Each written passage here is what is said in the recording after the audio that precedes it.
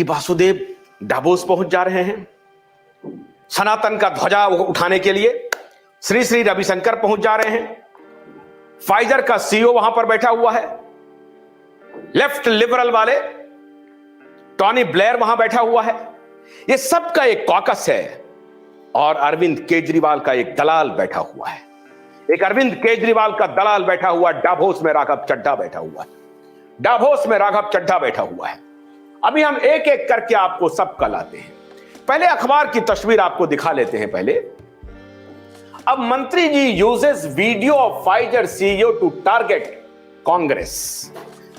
एक मंत्री जी पढ़ गए कि देखिए कि किस प्रकार से फाइजर के सीईओ ने क्या बयान दिया है। अब देखिए, जिस फाइजर को हमारे माननीय मोदी जी ने रोक दिया, बिल्कुल ठीक बात है, माननीय मोदी जी ने रोक दिया, लेकिन अभी आधार पूनावाला से बहुत सारे सवाल हमारे माननीय नरेंद्र दामोदर दास मोदी इस देश के प्रधानमंत्री को पूछना है कि तुम्हारे बूटी के बाद 100 देश ने तुमको रोक दिया, फिर भी हमने चला दिया।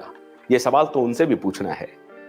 यह सवाल मंत्री जी अपने प्रधानमंत्री से पूछिए। आप यह सवाल मंत्री जी अपने प्रधानमंत्री से पूछिए कि अभी तो बहुत सारे केस अदालत में लगे हुए हैं, एक एक करके मामला सामने आएगा, तब आपको सवाल का जवाब देते हुए बहुत मुश्किल होगी आपको सवाल का जवाब देना। अब ये, लेकिन अखबारों में ये टाइम्स न्यूज नेटवर्क चल रहा है, so called right winger news media, ये टाइम्स नाउ का अब आपको डिस्कशन सुनाते हैं, और किस आधार पर कैसे डिस्कशन कर रहा है टाइम्स नाउ वाला। अब टाइम्स नाउ वाला जरा डिस्कशन सुनाइए। Mr. Kejriwal had said.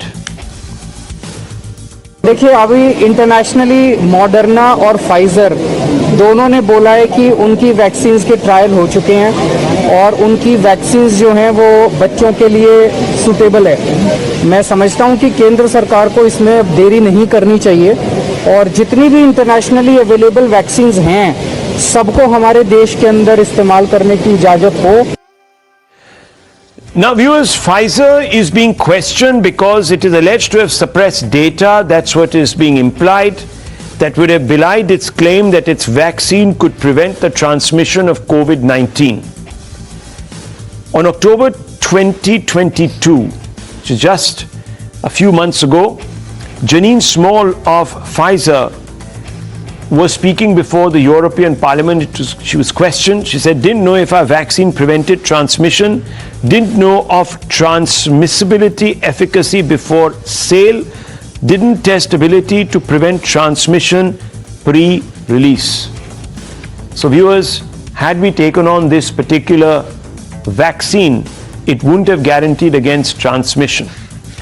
October 2022, Pfizer spokesperson told the Associated Press clinical trial was to test efficacy in preventing COVID. Stopping transmission was not a study endpoint.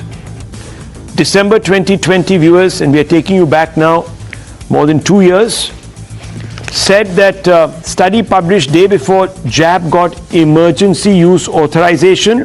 No data on vaccines effective. कुछ और बता दो।